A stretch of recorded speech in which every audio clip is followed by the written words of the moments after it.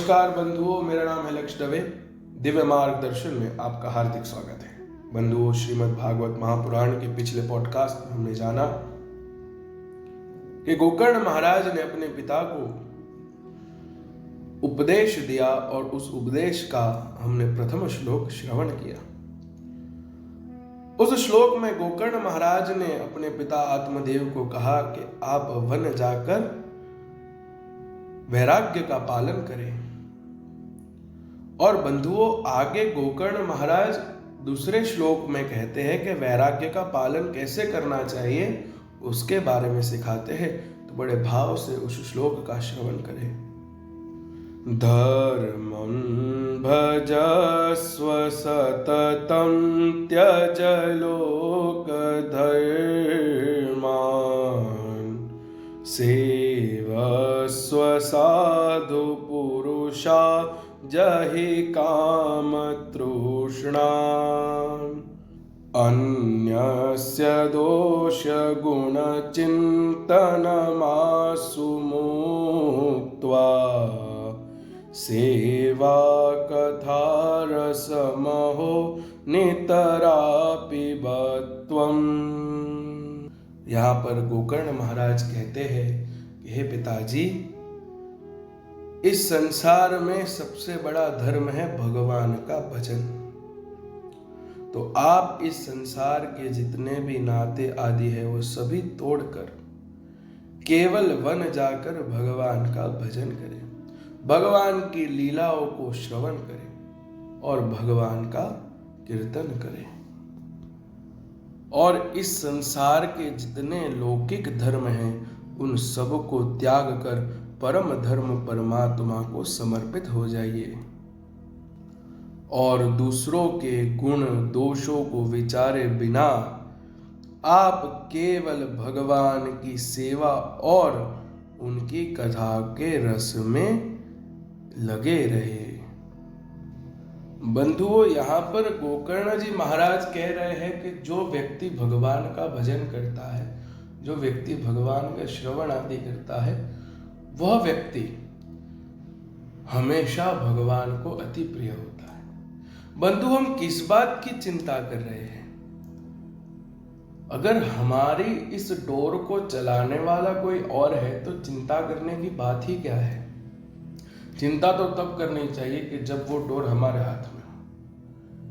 कहीं गलती से हमसे कोई गलत चीज तो नहीं हो जाएगी, पर अगर हमें विश्वास है कि हमारा डोर चलाने वाला सत्य है तो वह कभी भी हमें गलत रास्तों पर नहीं जाने देगा।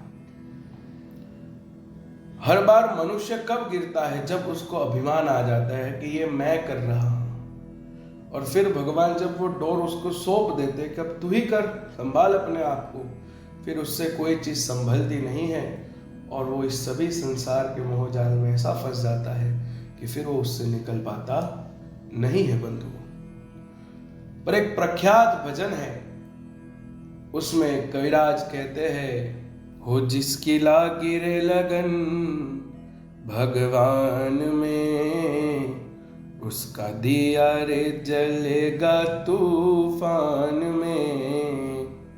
अर्थात भाई, जिसकी लग गई लगन भगवान में, उसका दिया कभी न बुझेगा।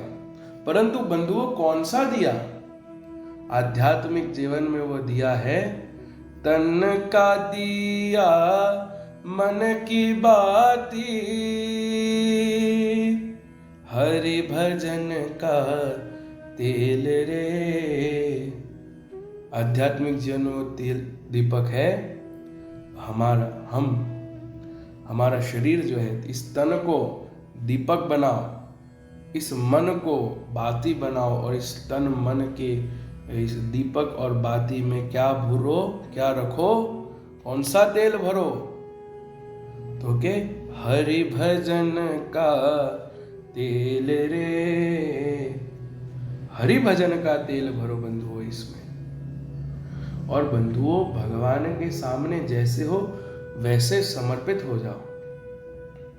हम क्या करते हैं, कई लोग क्या करते हैं, भगवान के मंदिर में भगवान के भक्तों के सामने तो बड़े भक्त बने फिरते हैं, पर फिर पीछे डार्क सीक्रेट उनका कुछ और ही चल रहा होता है।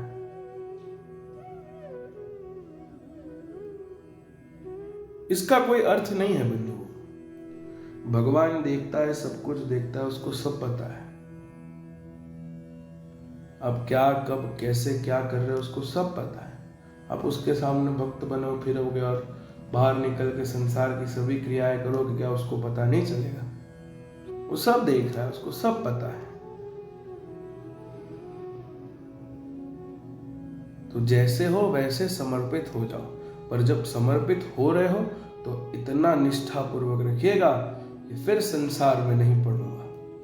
पर जब जा रहे हो भगवान के सामने तो ये मत दिखाओ कि हम तो भगवान कितनी भक्ति करते हैं आपकी। जिस दिन भगवान हिसाब लेके कि बैठेगा ना, उस दिन आपकी भक्ति 1% के वैल्यू के हिसाब से भी नहीं होगी। तो भगवान की भक्ति कैसे करो कि प्रभु मैं जैसा हूं ऐसा हूं, आपके सामने खड़ा हूं। मैं काम, क्रोध, मोह, लोभ, मत्सर, ईर्ष्या सबसे भरा हुआ हूं। इसलिए हमारे गुजरात में जब भगवती की उपासना करते तब हम खाते हैं, हूँ काम, क्रोध, मद, मोह थके छकेलो, आडंबरे अति घणो मद थी बकेलो। अर्थात मैं काम, क्रोध, मोह, लोभ, मत्सर, ईर्ष्या सबसे भरा हूं जगदम्बा, पर जैसा हूं आपका हूं, आप मुझे स्वीकार करें। भगवान ने बंसी को क्यों अधर पर रखा है? बांसुरी भगवान के सामने जैसी है वैसी प्रकट होगी कि भगवान मैं ऐसी ही हूं। मैं अंदर छिदन वाली हूं, मेरे अंदर कांटे पड़े हुए हैं, मेरे अंदर होल्स हैं, मैं खड्डे से भरी हुई हूं, मैं खोखली हूं। वो जैसी थी वैसी भगवान को समर्पित हो गई, इसीलिए तो भगवान ने उसको अधरों पर स्थान दिया। तो आप जैसे हो वैसे भगवान के सामने प्रकट हो जाओ और फिर भगवान को कहो, अगर नाथ देखोगे अवगुण हमारे, तो हम कैसे भव से तरेंगे किनारे। अगर नाथ देखोगे अवगुण हमारे, अगर आप पूर्ण समर्पित हो गए भगवान को तभी आप ये कह सकते हो कि अगर नाथ आप हमारे पिछले अवगुणों को देखेंगे तो हम इस भव सागर से नहीं निकल सकते। हम जानते हैं कि हम बहुत ही काम, क्रोध, मोह, लोभ, मत्सर से भरे हुए हैं, पर हे नाथ, हे कृपा निधि, आप तो अजामिल को भी एक क्षण में उसका उद्धार कर सकते हो। तो हे नाथ, हम पे भी वह कृपा करे, ये भाव उत्पन्न करो। और फिर भी अगर जो भगवान हाथ न पकड़े ना, तो इतना कहना, हे पकड़ लो हाथ रघुराई, नहीं तो डूब जाएंगे। डगर ये अगम अनजानी, पथिक मैं मूढ़ अज्ञानी, संभालो गे नहीं राघव, संभालो गे नहीं राघव, तो काटे चुभ जाएंगे। पकड़ लो हाथ रघुराई, नहीं तो डूब जाएंगे। भगवान के सामने बंधुओं स्तुति वंदना करो कि प्रभु अगर आप हाथ नहीं पकड़ोगे तो हम डूब जाएंगे।